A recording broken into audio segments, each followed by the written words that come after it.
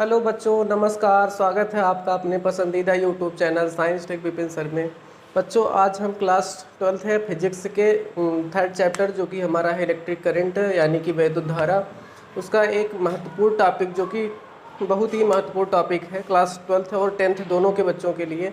आगे की जो तैयारी कर रहे हैं उनके लिए कंपटीशन में भी यहाँ से बहुत सारे प्रश्न पूछे जाते हैं। तो वो हमारा आज का टॉपिक है ओम्स लॉ, ओम का नियम। आज इसके बारे में पढ़ने वाले हैं और साथ में ओम के नियम का सत्यापन भी करेंगे, यानी कि ओम के नियम का हम प्रूफ भी देंगे कि किस प्रकार से ये ओम का नियम आया था। ठीक है, तो बने रहिए हमारे साथ, लास्ट तक पूरा वीडियो देखिए ताकि आपको ये फुल कॉन्सेप्ट समझ में आ सके कि ओम का नियम क्या होता है और ओम का नियम को हम कैसे प्रूव कर सकते हैं। ओमी और अनोमी परिपथ क्या होते हैं, कैसा परिपथ रहेगा तो हमें लगेगा कि ओम के नियम का पालन कर रहा है, और कैसा परिपथ रहेगा तो ये हमें पता चलेगा कि वह ओम के नियम का पालन नहीं कर रहा है। तो इन सभी के बारे में डिटेल में आज जानने वाले हैं, तो बने रहिए हमारे साथ। स्टार्ट करते हैं आज की क्लास। तो आज का हमारा जो पहला यहाँ टॉपिक है कि ओम का नियम।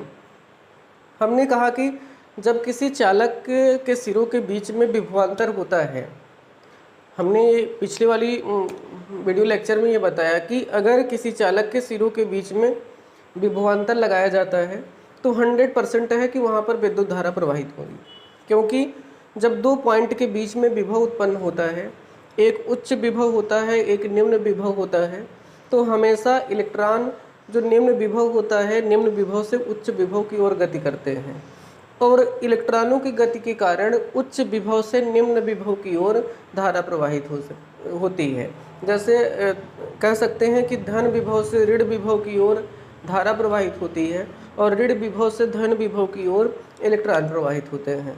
तो कितना विभवांतर होने के बाद धारा कितना प्रवाहित होगा, क्या विभवांतर को बदलने से धारा का मान बदलेगा, अगर विभवांतर को हम बढ़ा रहे हैं तो धारा का मान बढ़ेगा, या विभवांतर के घटाने से धारा का मान घटेगा।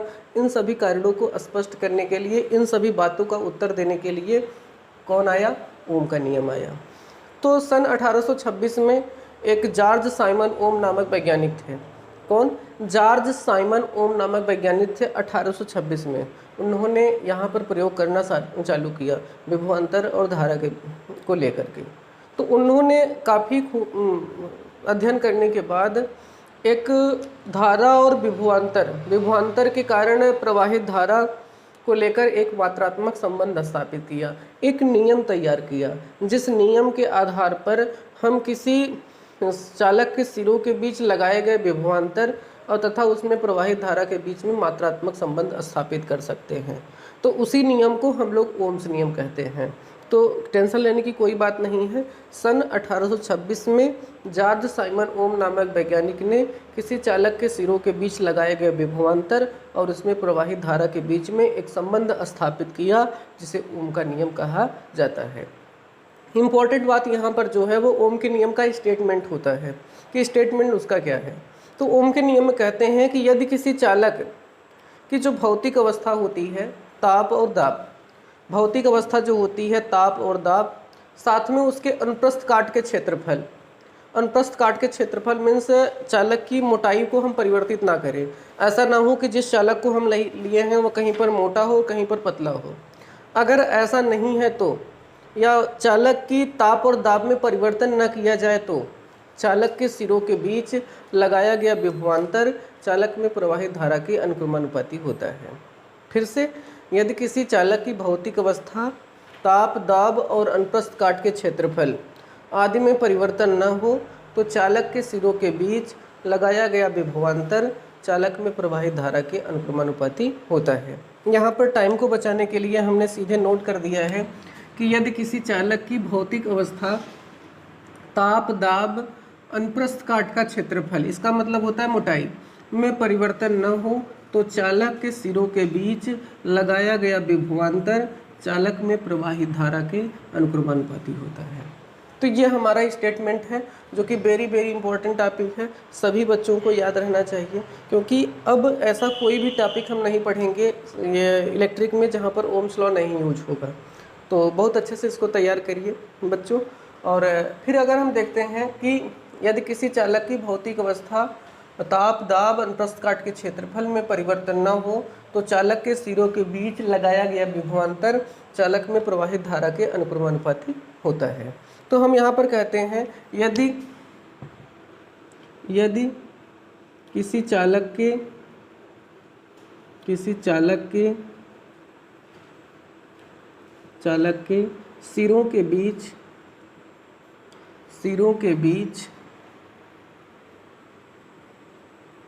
सिरों के बीच लगाया गया विभवांतर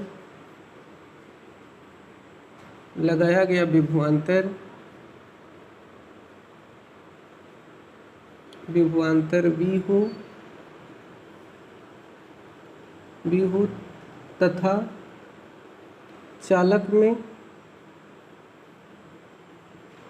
में प्रवाहित धारा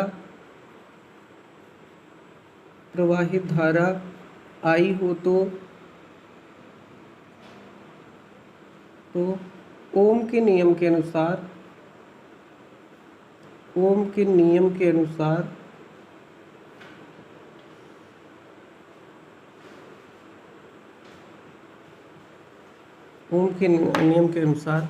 हमें क्या मिल जाएगा। हमने कहा यदि किसी चालक के सिरों के बीच लगाया गया विभवांतर V और चालक में प्रवाहित धारा I हो तो हम यहाँ पर लिख सकते हैं V directly proportional to I। यहाँ पर इस प्रोपोर्शनल को हटाने के लिए हम कांस्टेंट यूज करते हैं, तो यहाँ पर जो कांस्टेंट यूज करता है यहाँ पर आ जाता है V इक्वल टू I और ये R इंटू I, जहाँ R क्या है, जहाँ R अनुक्रमानुपाती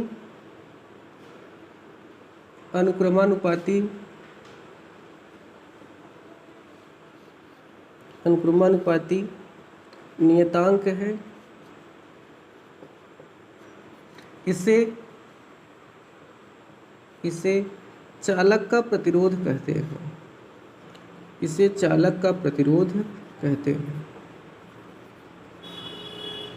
इसे चालक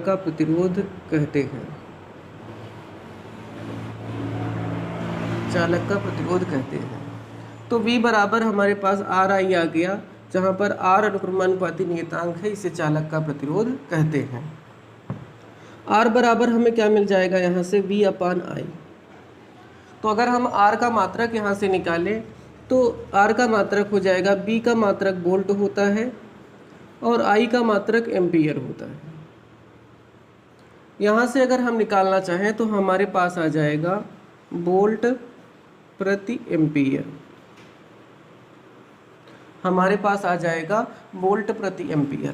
ए इसका जो है ये एमकेएस मात्रक हो जाएगा, वोल्ट प्रति एम्पियर। लेकिन अगर इसका हम एसआई मात्रक कहें तो कह सकते हैं आर का एसआई मात्रक होता है, एसआई मात्रक ये वैज्ञानिक ओम थे, इन्हीं के नाम पे रखा गया है। तो आर का एसआई मात्रक ओम होता है, इसे इस चिन्ह द्वारा हम डिनोट करते हैं। आर का एसआई मात्रक ओम होता है, जो वोल्ट प्रति एम्पियर के बराबर होता है, जो वोल्ट प्रति एम्पियर के बराबर होता है।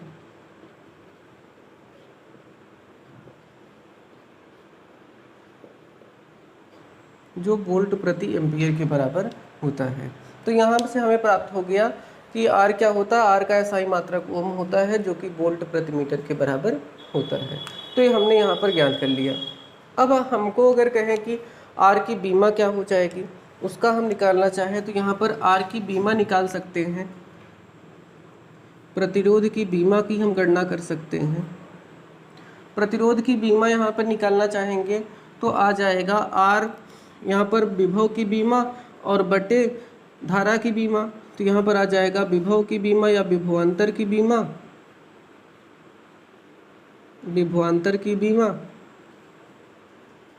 बटे धारा की बीमा। तो अगर हम यहाँ पर देखें तो विभवांतर की बीमा क्या होती है, तो अगर हम बात करें तो यहाँ पर विभवांतर की बीमा होती है यम एल स्क्वायर टी पर -3 और ए पर -1। ये बीमा होती है विभवांतर की। अब कहेंगे सर विभवांतर की बीमा आप कहाँ से पाएँ? तो आप लोग बेशक यहाँ से निकाल सकते हैं। V = W/Q होता है। तो W की जो बीमा होती है कार की वह ml² और T पर -2 होता है और A की बीमा 80 होती है। तो यहाँ पर जब इसको ऊपर लेके जाएंगे तो यम तो अकेले वही रहेगा, यल अकेले है। जब T ऊपर जाएगा तो -1 यहाँ पर पावर है, यहाँ पर -1 हो जाएगा और तो T के पावर -3 और A जो है ऊपर जाएगा तो A के पावर -1 हो जाएगा। और बटे यहाँ पर धारा की बीमा तो सबको पता है कि A होती है। अब जस्ट इसको जब हम ऊपर कर देंगे तो हमारे पास मिल जाएगा ml² T पर -3 और A पर -2। तो ये हमारे पास बन गया कि प्रतिरोध की बीमा क्या होती है। तो ये था ओम का नियम, जिसमें हमने ये जाना कि प्रतिरोध भी किसे कहते हैं। अभी प्रतिरोध के संबंध में एक अलग से हम वीडियो लेक्चर लाएंगे, जिसमें प्रतिरोध किसे कहते हैं और प्रतिरोधकता क्या होती है, चालकता क्या होती है, चालकत्व क्या होता है, प्रतिरोध को प्रभावित करने वाले कारक क्या होते हैं, ताप द्वारा किस प्रकार से प्रतिरोधकता प्रभावित होती है। तो इन सब के बारे में डिटेल में एक वीडियो लेक्चर आएगा। यहाँ पर प्रतिरोध की बात आई थी तो इतनी बातें यहाँ पर बतानी ज़रूरी थी, जो कि हमने बता दिया। अब जो हमारा यहाँ का अगला टॉपिक है वो वाला है कि ओम के नियम का सत्यापन किस प्रकार से, ये कैसे हमको पता चला कि V डायरेक्टली प्रोपोर्शनल I होता है, और अगर V डायरेक्टली प्रोपोर्शनल I है भी तो हम कैसे, ये R की वैल्यू किस पर डिपेंडेंट करती है, यहाँ पर ये भी जानने की ज़रूरत है। तो इसकी बात हम यहाँ पर कर देते हैं। तो हम आ जाते हैं यहाँ पर ओम के नियम का सत्यापन में। ओम के नियम का सत्यापन, तो ओम का नियम सत्यापन हम यहाँ से शुरू करते हैं। ओम के नियम के सत्यापन से पहले हम आपसे एक रिक्वेस्ट करेंगे कि इसके ऊपर वाले वीडियो लेक्चर में हम अनुगमन वेग, इसके पहले वाले वीडियो लेक्चर में हम अनुगमन वेग की बात कर रहे थे। अनुगमन वेग किसे कहते हैं, अनुगमन वेग और धारा के बीच में क्या संबंध होता है, अनुगमन वेग और धारा घनत्व के बीच में क्या संबंध होता है, इन सब के बारे में एक कंप्लीट एक अलग से वीडियो बनाई थी, क्योंकि उस सूत्र का यहाँ पर प्रयोग होने वाला है। अनुगमन वेग का प्रयोग होगा, अनुगमन वेग और धारा के बीच में जो संबंध आया था उस वाले सूत्र का प्रयोग होगा। तो प्लीज़ हम आपसे रिक्वेस्ट करेंगे कि वहाँ का वीडियो ज़रूर से ज़रूर देखिए, इसके बाद यहाँ पर आइए, ताकि आपको जो भी कॉन्सेप्ट है एकदम बढ़िया से दिमाग में सेव हो जाए, वो दिमाग में उतर जाना चाहिए, जिसको कहते हैं दिमाग में छप जाना चाहिए। क्योंकि दिमाग में एक बार अगर अच्छे से छप गया ना तो फिर कोई बात नहीं है, हमेशा जब भी थोड़ा सा एक बार भूलेगा भी तो देख लोगे तो फिर से याद हो जाएगा। तो इसलिए प्लीज़ वहाँ पर ज़रूर देखें, यहाँ पर रट्टाफिकेशन ना करें, एकदम किसी चीज़ को यहाँ पर रटना नहीं है, सभी चीज़ों को केवल देखना है और उसको बस कल्पना करना है और ऑटोमेटिक वो दिमाग में स्टोर होता चला जाएगा। क्योंकि रटते रहेंगे तो फिर रटते कितना फिजिक्स दिमाग में स्टोर रट के करेंगे, जब तक समझ नहीं आएगी, सेकेंड्स नहीं पकड़ेगा तब तक नहीं आएगा। तो इसलिए प्लीज़ वहाँ की वीडियो ज़रूर देखिए। हम स्टार्ट करते हैं ओम के नियम का सत्यापन कैसे करेंगे। तो कैसे ओम के नियम को प्रूव करते हैं, तो हम यहाँ पर देखते हैं। सबसे पहले हम यहाँ पर बात करते हैं न्यूटन की गति के द्वितीय नियम से। ये सबसे सिंपल इक्वेशन है, न्यूटन की गति का द्वितीय नियम।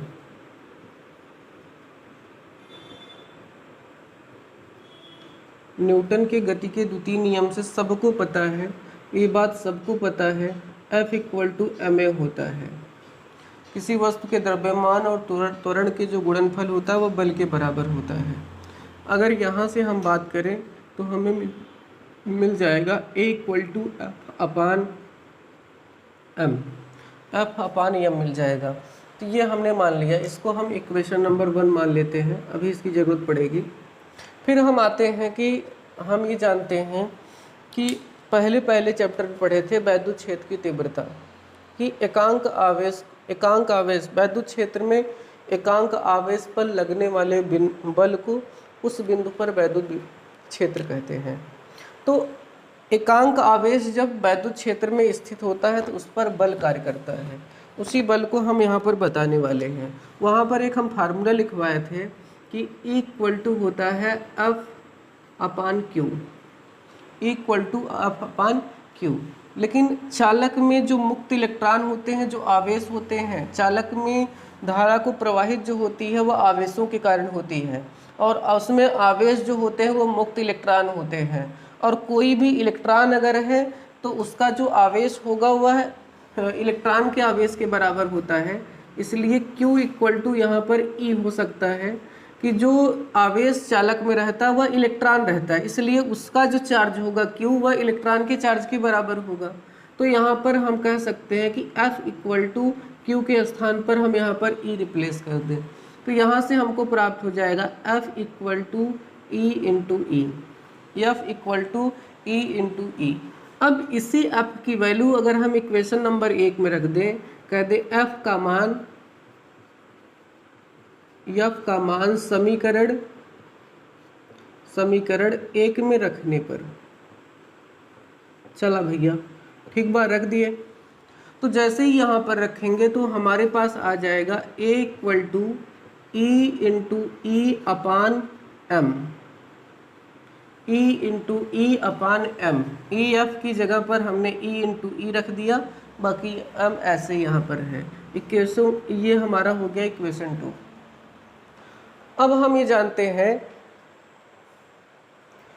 यहाँ पर ये जानते हैं कि जब कोई ये किसी चालक के सिरों को वैद्युत विभव से जोड़ा जाता है तो चालक के अंदर के जो मुक्त इलेक्ट्रॉन होते हैं वे धन आयनों से टक्कर खाते हुए जिस नियत वेग से वो वेग परिवर्तित नहीं होता है, वह कांस्टेंट जो होता है वह वेलोसिटी होती है। तो जिस नियत वेग से निम्न विभव से उच्च विभव की ओर, या कह सकते ऋण विभव से धन विभव की ओर गति करते हैं, उसी को हम अनुगमन वेग कहते हैं। तो यहाँ से अगर हम बात करें तो अनुगमन वेग बराबर हमारे पास क्या मिल जाएगा? अनुगमन वेग बराबर मिल जाएगा हमारे पास कि अनुगमन वेग बराबर हमें यहाँ पर मिल जाएगा Vd equal to A tau, Vd equal to A tau. ये हमें कहाँ से मिला? हमें पता है कि वेग बराबर होता है त्वरण इंटू समयांतराल।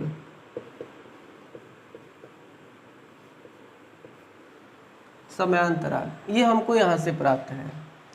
तो हमको पता है कि अनुगमन वेग को हम लोग Vd से प्रदर्शित करते हैं, और अनुगमन में वेग में दो टक्करों के बीच में जो समय लिया जाता है वो श्रांतिकाल, वो टाउ होता है। तो यहाँ से आ जाएगा Vd equal to A into tau. बस करना क्या है, इक्वेशन 2 से यहाँ पर ए की जो वैल्यू आई है 2 से, उसको यहाँ पर रख देना है। जैसे उसको यहाँ पर लाकर हम रखेंगे तो हमारे पास प्राप्त हो जाएगा, हमारे पास जो मिल जाएगा Vd equal to E into E M. यहाँ पर ये ए की वैल्यू है और आ गया हमारे पास टाउ। यहाँ से थोड़ा सा और रिप्लेस करना है। E इक्वल टू होता है V अपान एल, लंबाई के साथ जो होता है विभव में परिवर्तन होता है। तो लंबाई के साथ विभव के साथ जब लंबाई में चेंज होता है तो साथ में वैद्युत क्षेत्र में परिवर्तन होता है। तो हमारे पास इसका जो फार्मूला होता है E equal to B upon L होता है। तो यहाँ से हमको पता चल जाएगा Vd इक्वल टू, अगर यहाँ पर V अपान रिप्लेस करें तो E V अपान एम एल और इंटू यहाँ पर आ गया टाउ। ठीक है, ये हमारे पास जो प्राप्त हो जाता है वह इक्वेशन नंबर 3 हमारे पास प्राप्त हो गया। ठीक है, अब यहाँ पर हम ये देख पा रहे हैं कि जो हमारे पास इक्वेशन नंबर 3 प्राप्त हुआ है, ये एक हमारे पास अनुगमन वेग का समीकरण आ गया कि कितना अनुगमन वेग होता है जब इलेक्ट्रॉन एक स्थान से दूसरे स्थान तक प्रवाहित होते हैं, तो वह वेग क्या होती है। अब जस्ट इसके पिछले वाले वीडियो लेक्चर में हम पढ़ के आ रहे हैं कि अनुगमन वेग और धारा में संबंध है।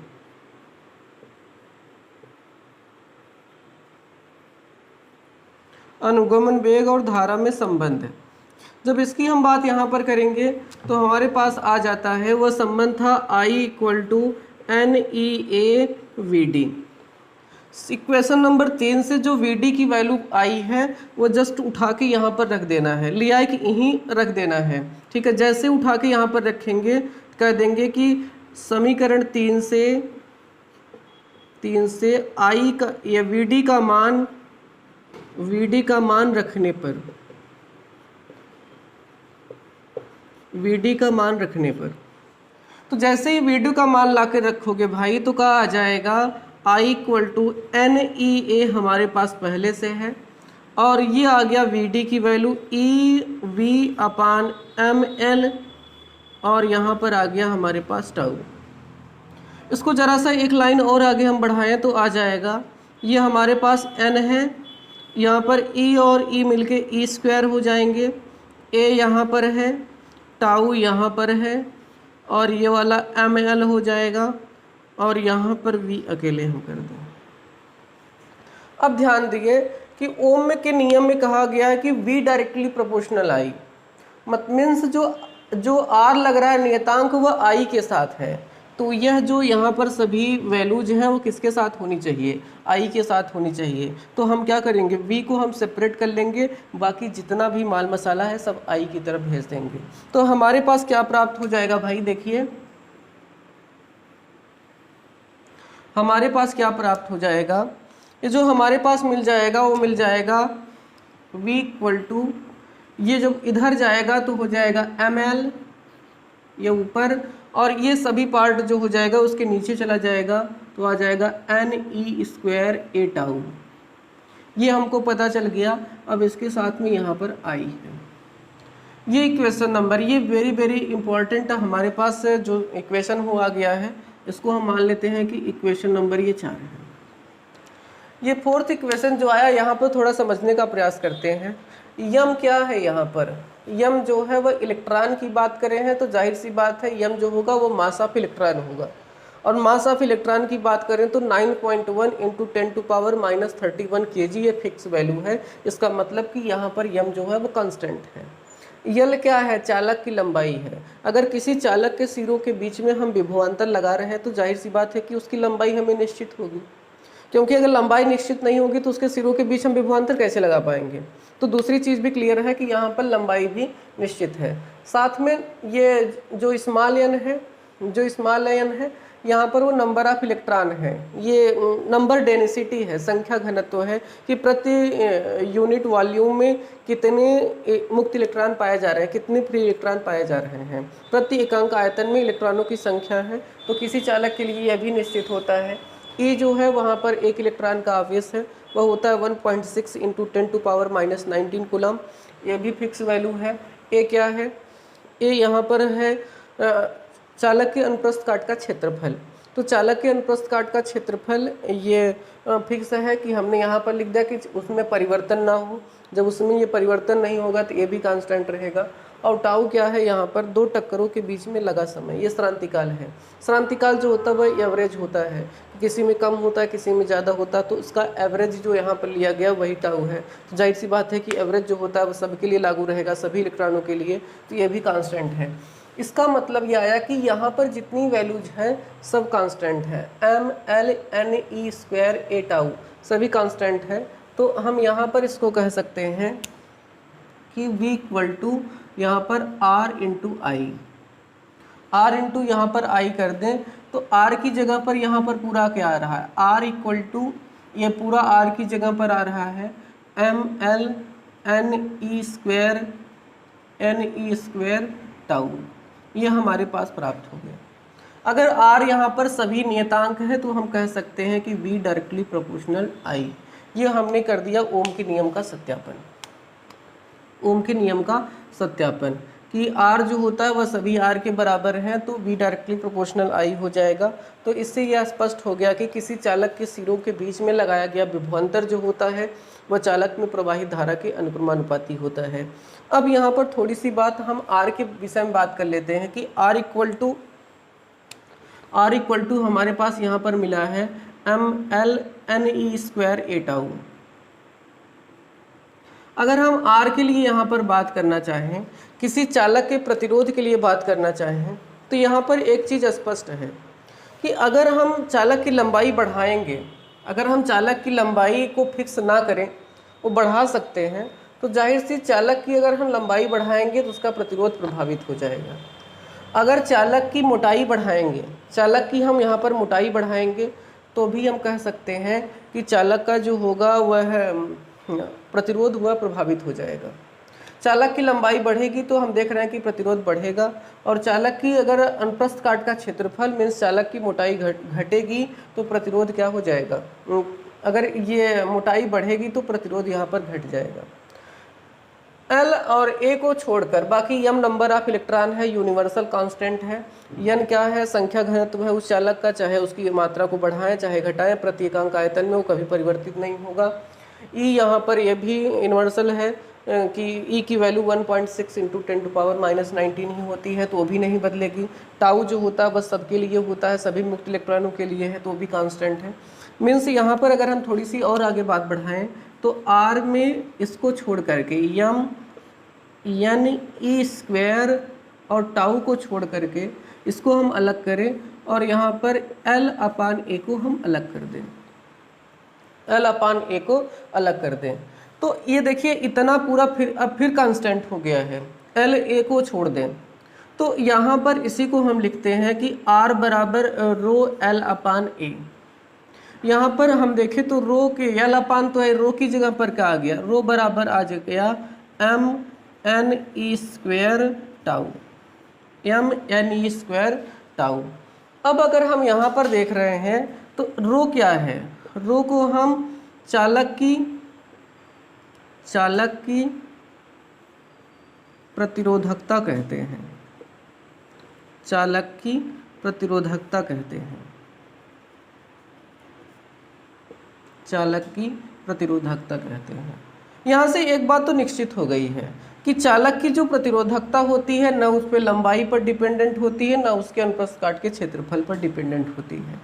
वो डिपेंडेंट किसके होती है, चालक बदलने पर। जैसे हम कापर का चालक लिए हैं, कापर की जगह पर एल्युमिनियम ले लें तो यम तो नहीं बदलेगा और नंबर ऑफ इलेक्ट्रॉन है, लेकिन ये मास ऑफ इलेक्ट्रॉन है, ई नहीं बदलेगा, लेकिन ये जरूर बदल जाएगा, n और टाउ प्रभावित हो जाएंगे। n क्या है, प्रति एकांक आयतन में इलेक्ट्रॉनों की संख्या है, तो सभी चालक के लिए प्रति एकांक आयतन में इलेक्ट्रॉनों की संख्या अलग अलग होती है, जिसके कारण उनकी चालकता भी अलग अलग होती है। मीन्स यहाँ पर कह सकते हैं कि रो जो होता है, जो प्रतिरोधकता होती है, किसी मेटल के लिए एक होती है और अलग अलग मेटल के लिए अलग अलग होती है।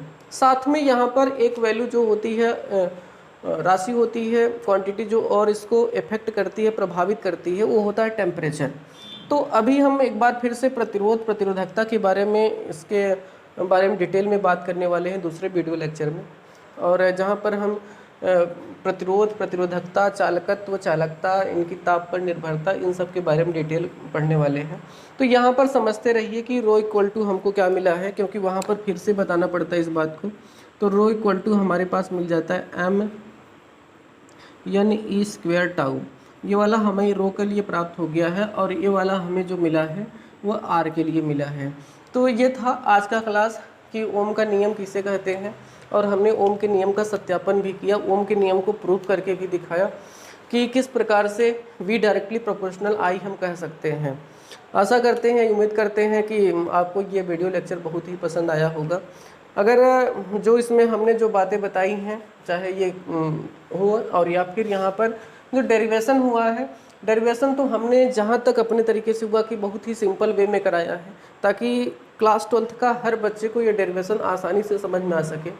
फिर भी अगर आपके मन में यहाँ पर किसी भी क्वेश्चन को लेकर, किसी भी बात को लेकर डाउट मन में है, तो बेशक उसके लिए कोई दिक्कत की बात नहीं है, आप कमेंट सेक्शन में कमेंट करिए, हम आपके आंसर देने का पूरा प्रयास करेंगे। और ये आभार आपका कि आपने वीडियो को पूरा देखा।